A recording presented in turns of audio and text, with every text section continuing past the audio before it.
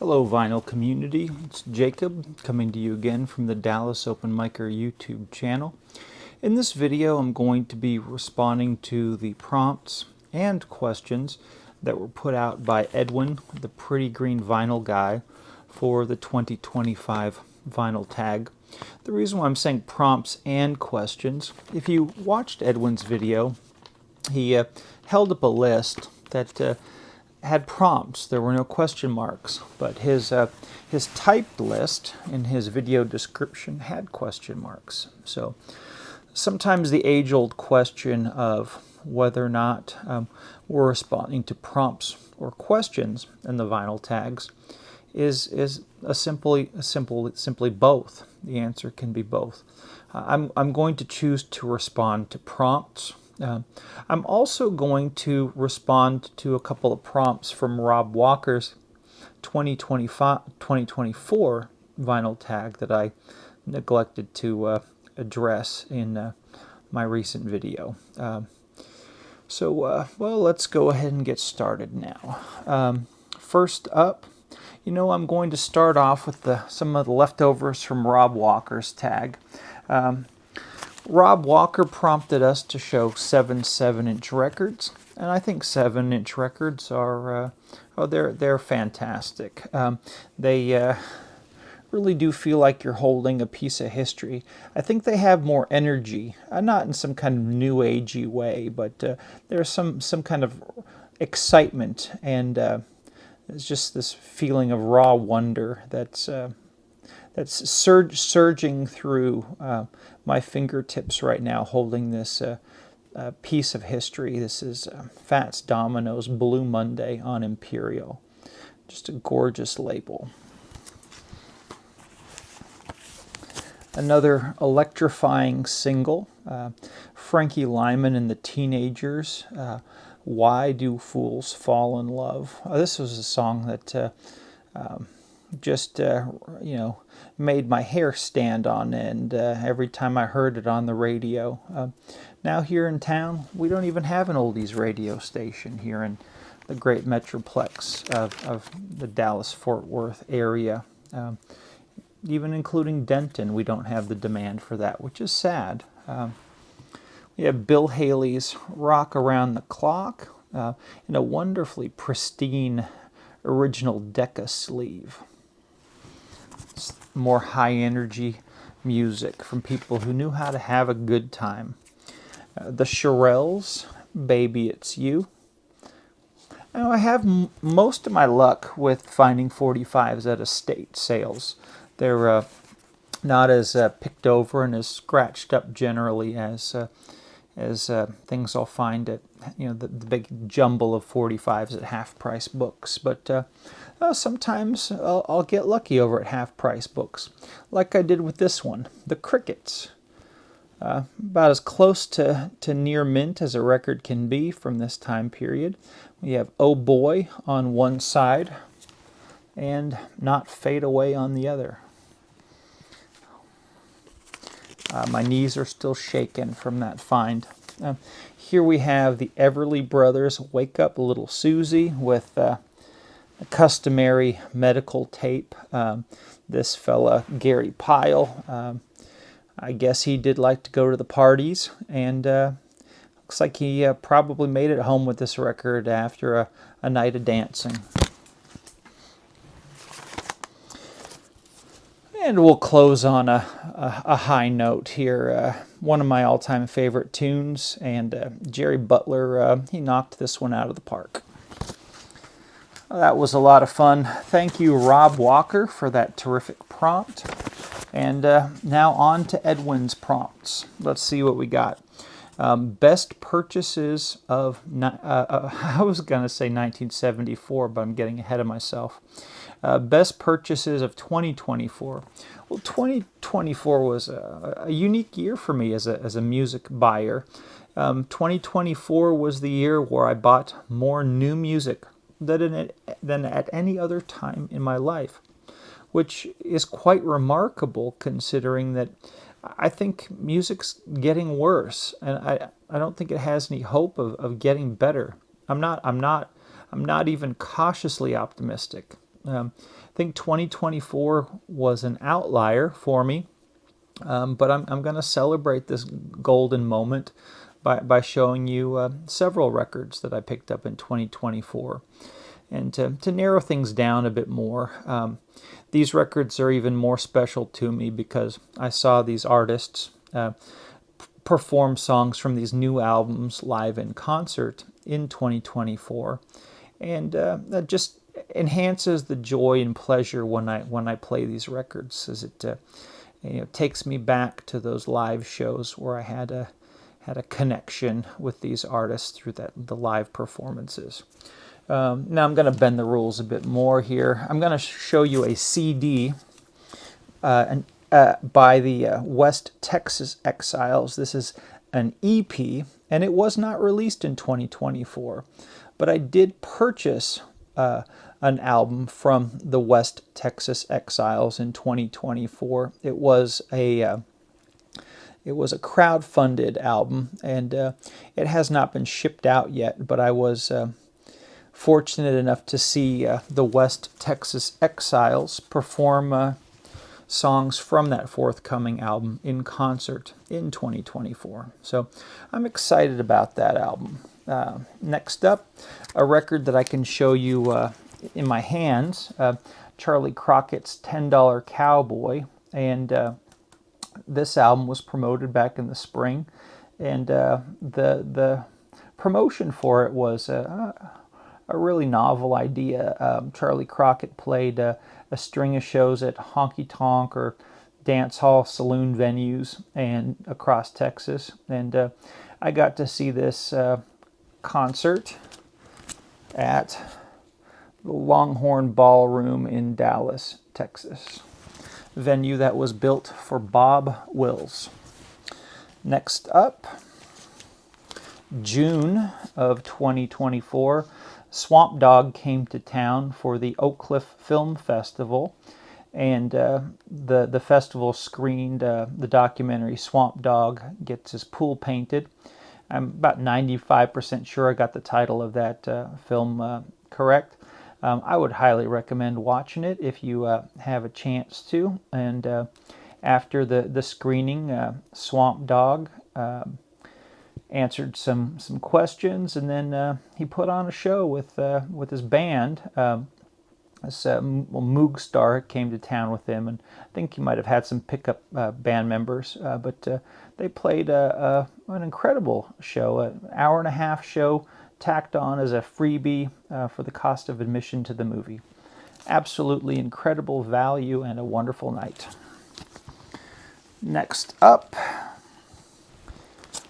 Dave Alvin and Jimmie Dale Gilmore. Jimmie Dale Gilmore is the father of Colin Gilmore of the West Texas Exiles. Of course, he's also a member of the Flatlanders, but this collaboration with Dave Alvin that produced or led to this second album that they put out. It's been a wonderful relationship these two gentlemen have found.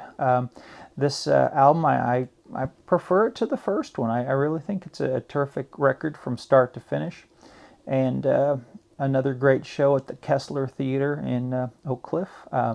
Kessler Theater is the sister venue of the Longhorn Ballroom. Also at the Kessler Theater, just from a few weeks back, Nick Lowe and Low Straight Jackets were in town. And they played, maybe 5 or 6 songs off this Indoor Safari album. Another fantastic evening of great sounding music and great sound at the Kessler Theater in Dallas. I do have to say, if you're looking for a vacation spot to see a great band at a great venue, you can't go wrong in Dallas, Texas. Let's see what's next. Something from 1974. I'm also going to show a couple from 1975. This Kraftwerk album, Autobahn, came out in 1974. And Kraftwerk's going to be in town in the spring promoting the anniversary of this album. So that's exciting, something I'm looking forward to. This is only the second Kraftwerk album that I own, but I look forward to getting more of them. They sound terrific.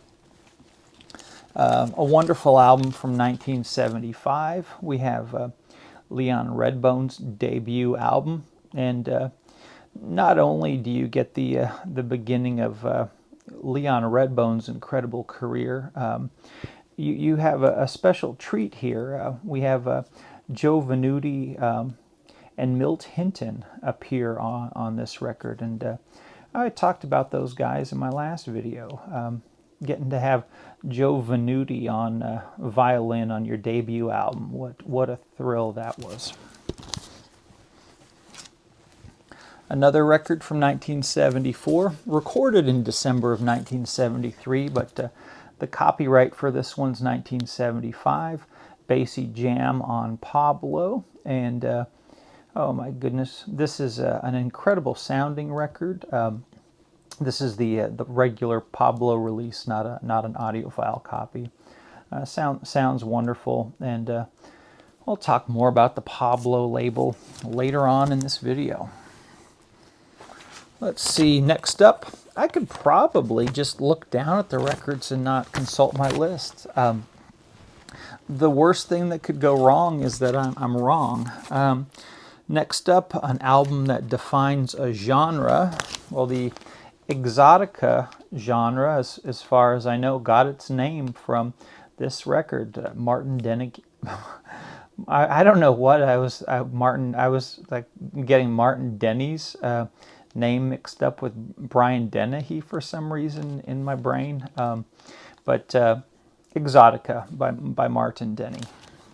Now, where would Martin Denny have been without Les Baxter?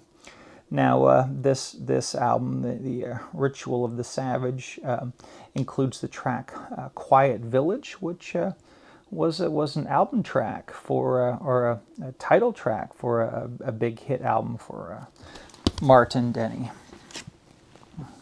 Next up, the question prompt is to show some music or album from your favorite artist from your country. Like a lot of people, I'm going to narrow this one down. I'm gonna show you favorite artists from my adopted hometown of Dallas, Texas. First up is a CD insert here. This is the Singapore Slingers Band, and they're a jazz outfit that performs big band music of the 20s and 30s, and they play a lot of the old stock arrangements. And this album here is a tribute to the stock arranger Frank Skinner, who well, was a prolific stock arranger in his time, and then shifted gears and got work in Hollywood doing film scores. The band leader Matt Tolentino has moved to Cincinnati, but he does come back to town from time to time. Next up, we have Joshua Ray Walker, who his career is really starting to take off. I believe that Joshua Ray Walker may be the best songwriter to come along since Billy Joe Shaver here in the United States. It's a thrill to be in his hometown. Joshua Ray Walker was also in this band Ottoman Turks. The band picked this name when they were young and didn't realize that it might have been a poor choice in band name, but they apologetically stuck with it. And both of these records that I showed you were put out by State Fair Records in Texas. Oh, here in Dallas, the home of the Texas State Fair. The front man of the Ottoman Turks, their chief songwriter, Nathan Mongol Wells, recently put out his debut album, and absolutely fantastic songwriting and playing on here. Oh, I probably should have mentioned something about the style of music on this one. It's like a garage outlaw punk party music. These guys like drinking songs. Now those albums were produced by John Pettigo, a fantastic producer. The sound he was able to capture in the studio with those guys was just incredible. And then, different producer, but still on State Fair Records, that mighty little record label in Dallas that punches above its weight. We have Billy Law, the bass player of Ottoman Turks. And this album's a little bit more progressive or alt country, maybe like more of a millennial sound. Some very fine songwriting here. Different producer. Oh, it had the splatter vinyl I would have shown you, but you know, I'll go ahead and do that. Some of you really love this, and some of you maybe will stick around for a few minutes more if I show you speckled vinyl. My favorite track on here is Voicemail. All right. Next up, my goodness, this could be a long video, which for those of you who are enjoying it, it's just it's going to make it all that much more satisfying for you. Next up, an artist that I miss dearly. Well, the only friend I have that was a musician who's passed away was Bill Kaufman, the organist at the Old Town Music Hall. I enjoyed hearing Bill's organ concerts before the show. He would also play for sing-alongs of old-timey songs at the turn of the previous century, as well as provide film accompaniment to the silent movies. So whenever I watch a Buster Keaton movie, I always hear Bill's soundtrack in my head.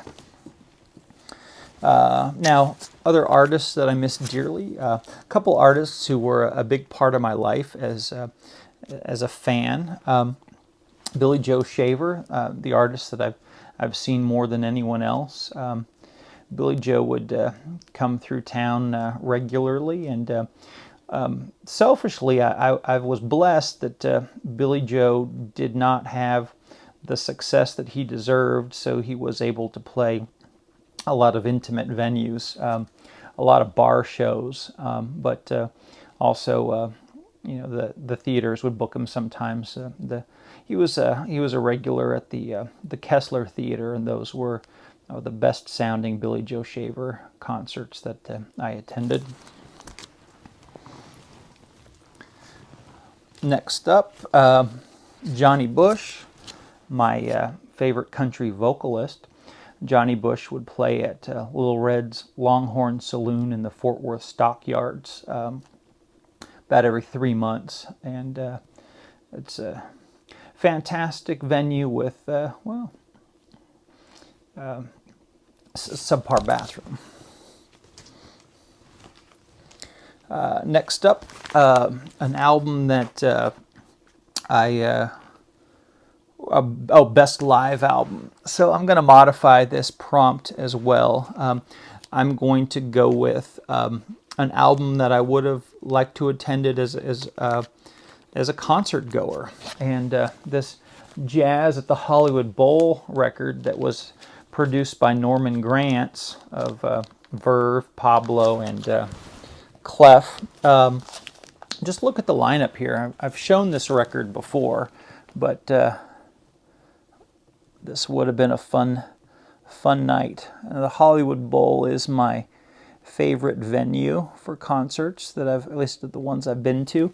I no longer live in California, but I would attend a couple concerts a year when I lived there, and it was always a good time.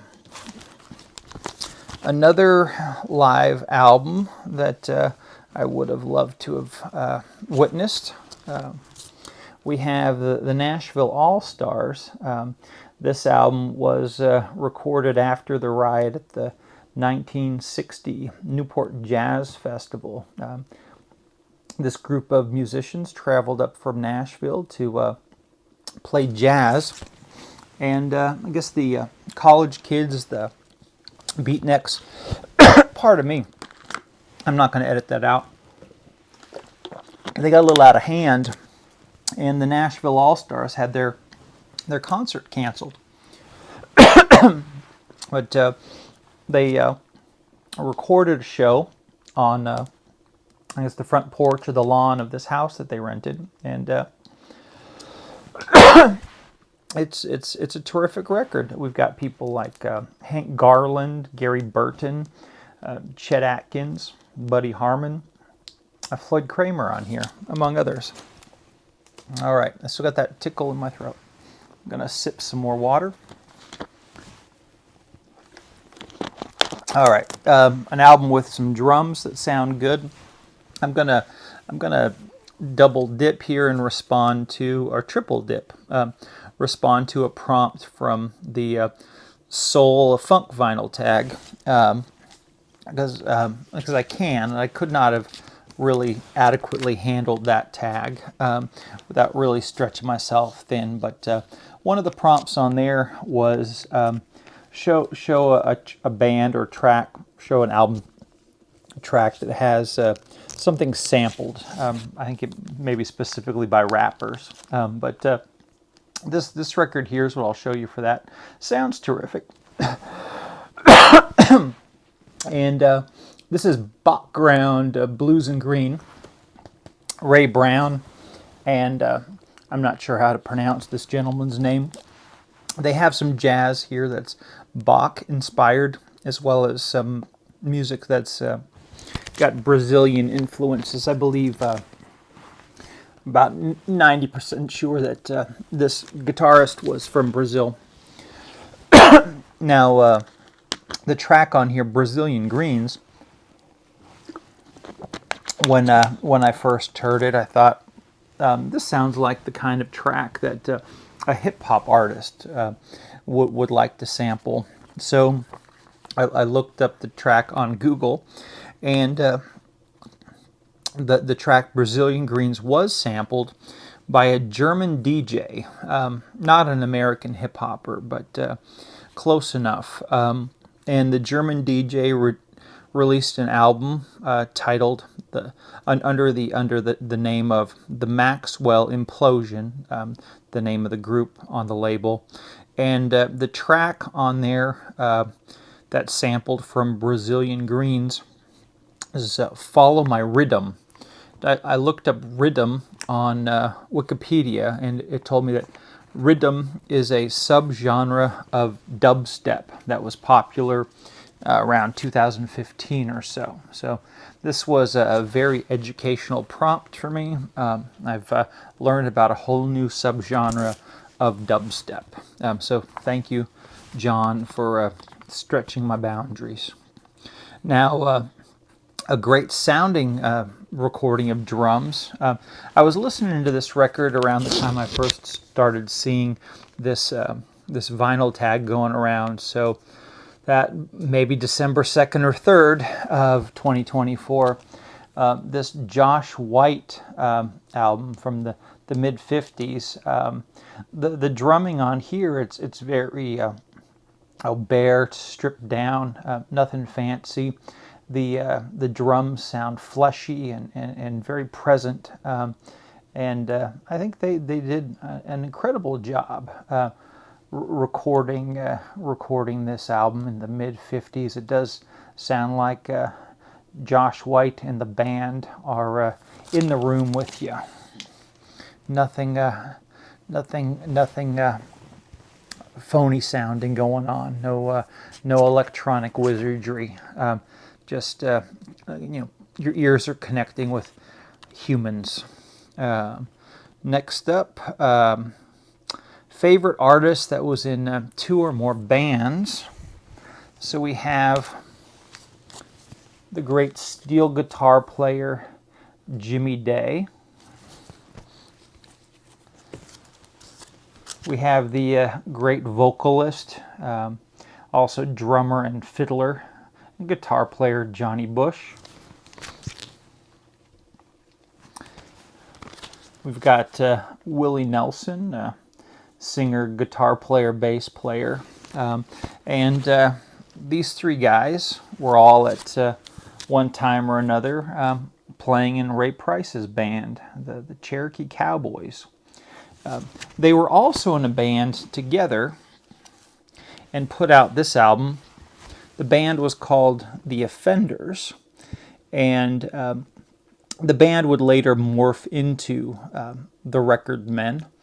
And this was a reunion album that this releases on Bear Records. I don't know if it got another release, but a good fun album. Now another member of the band at the time, David Zettner, the bass player, he got drafted in the late '60s and had to drop out of the band. I'm not sure he was the bass player. Of course, Johnny Bush would eventually get replaced by Paul English on drums for Willie's band. But this album here, a good piece of history.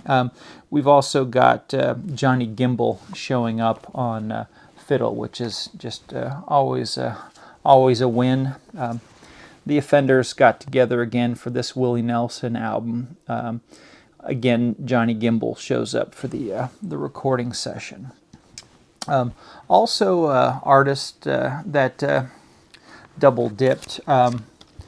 Going back to this record here, Charlie Crockett's steel guitar player Nathan Fleming performed double duties, playing with Johnny Bush in the Bandoleros at the same time he was playing with Charlie Crockett's band. So, nice connection there to the past.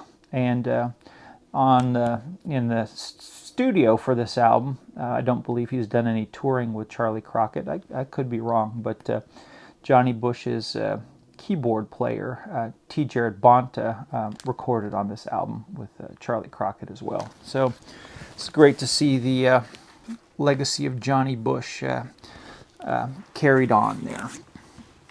Next up, an album from the 80s that I still listen to. Well, here's an album that may have lost some shine since its heyday, but I still love it. I like the sound on it. I think the songs are interesting and engaging. Paul Simon's, wait for it, masterpiece, Graceland. Could make Rob Walker's blood boil to hear that. Oh my goodness, I had some records flop over down there. Better straighten them up. Okay, what do I want to get to next? Next up is the prompt about an artist whose political stance has soured me. Well, a lot of people have been showing this guy, Van Morrison. I'm going to take a different approach to Van Morrison. Van Morrison was outspoken during the recent difficulty that swallowed up the world. And the things that came out of Van Morrison's mouth made me appreciate him more.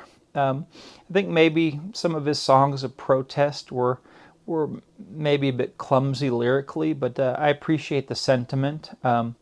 Now, when the situation began, like a lot of people, I did want to do my part to play it safe. But as the storyline developed, it started to remind me more and more of September 11th. The politicians took advantage of us during that time of fear and chaos, and they did a lot of things that were not in our best interest. And I think the same thing happened during this recent global experience. Now, I'd watch on the news and see politicians and celebrities, going out and bending the rules or breaking the rules that they wanted everybody else to follow, and they were not particularly apologetic. And I do believe that the health crisis was real. Personally speaking, my life has been altered by the long COVID, and it has it's been a rough 4 years for me. But even with all that, I do think for the big picture, I think that what's happened to humanity has not been good. I think of all of the people who lost their jobs, all of the businesses that went under, all of the wealth for working people that has never been recovered. While some folks at the top of the food chain have been able to profit greatly during this time. I think of the skyrocketing cost in living. Just about everything is more expensive. Not to mention housing and automobiles and groceries. I think about those children of the Western world who had a little bit more screen time than was probably good for them, and that return to normal, they were not ready for it. That time in front of their screens broke their little minds, and I don't think those pieces will ever be made whole again. And then I don't know if you've driven the streets of post-pandemic Dallas. It's a nightmare hellscape out there. It's a meaner, more selfish world that we're living in. And I wasn't a big fan of life in 2019, but my goodness gracious, it does seem like the good old days now. And that's my thoughts about Van Morrison. Thank you, Van Morrison. I appreciate you. Next up, I can just look down here. A label that I like. I like the Verve label. Also Clef and Pablo. I don't have a lot of Clef records, but Norman Grantz's Verve label was just a breath of fresh air. He was able to sign great artists and give them a chance to shine and record from that great American songbook, as well as he gave life to those artists in the 1970s. They were not shackled to playing the hits to try to sell records. You didn't have to force Count Basie to perform Beatles songs to try to boost his sales. They didn't have to play from the Carpenters songbook or play MacArthur Park. At least not to the best of my knowledge. It was quite a liberating record label. And then these Pablo reissues of Art Tatum's recordings from the 1950s. Excellent sounding music and terrific bargains. Just the way I like my records. Oh, next up, looking down, I just force a habit. I keep going to that paper, but I don't need to. The prompt was show a string of 3 singles. Now, I'm gonna bend the prompt a bit on this one, and I'm gonna go with a run of 3 albums. And what I'm gonna do is I'm gonna pick albums that came out while I was interested in this artist and buying music from this artist. So first up, this is the 20-year anniversary reissue of Bob Dylan's Time Out of Mind. Sometimes Not Dark Yet is my favorite Bob Dylan song. Follow-up album, the one that came out on September 11th, 2001, Love and Theft, another fantastic, perfect, near perfect album. And I gotta say that I wasn't overly impressed by this pressing, but still love the album, and I still have my CD that had the bonus track. And then this one, this was the first of these 3 that I bought as a new album on record. This Modern Times by Bob Dylan, 2006. And I printed out some notes from the internet of, there was some mild controversy that Bob Dylan had been lifting lyrics from some old poetry from the 1800s. Next up, I've done it again. Got to break my habit. I think this was a record that I never get tired of, and this 1956 Frank Sinatra album. This is Sinatra just having a great time. A lot of fun. I do like this old gray label. Final prompt, show a record, shout out. Was it your favorite VC channel? I don't remember, but I don't want to play favorites. There are probably 6 or 7 of you out there that I enjoy, and maybe some more that I have yet to discover. But quite recently, the elder statesman of the VC, Richard Riley, showcased a terrific album. This Dave Brubeck, Gone with the Wind, does not get the love it deserves. This is that great band that recorded the Time Out album, and the same year. So this really was a record of that Dave Brubeck quartet at its peak, and a lot of people write this off because they just expect it's going to be old-timey, dated, Southern music that's fallen out of favor. But as I responded in the comments section of Richard Riley's video, this isn't plonky banjo playing nostalgia for the Lawrence Welk crowd. This is it's good jazz music that you can pick up cheap because people write this album off. All right. Well, that's the end of my tag. This is my second time shooting this video. I made a video earlier, and when I was playing it back, there was some dry skin on my lip that was dangling down, and it looked too gross to put out there to the general public. My skin and my lips are dry, but I put on some lip balm before shooting this video, so I'm hoping that my lips won't be a distraction, and I can get this video posted. This video is about 4 minutes longer than take one, but I'm okay with that. I did have that coughing fit in the middle of it. Hope some of you stuck around to the end. I'm housebound in Dallas with this storm. I could venture out if I want to, but I don't plan on it. It's early Friday morning, and the roads are icy on January 10th. I think I may stay home and make more Vinyl Community videos.